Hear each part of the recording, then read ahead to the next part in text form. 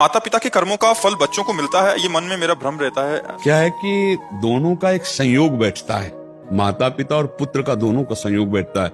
अब जैसे पुत्र पापाचारी है और आपका कोई पिछला हिसाब भोगना है, अब वो ऐसे कर्म करेगा कि आप जलोगे, आप दुख पाओगे।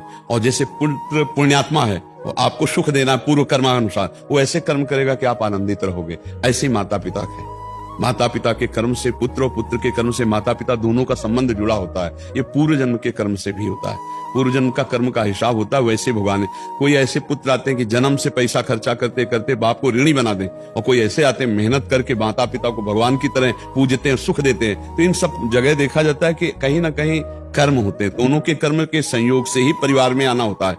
मान लो पुत्र जो आ रहा है तो पिता भी रचना उसी के कर्म के अनुसार वैसे ही पिता होगा।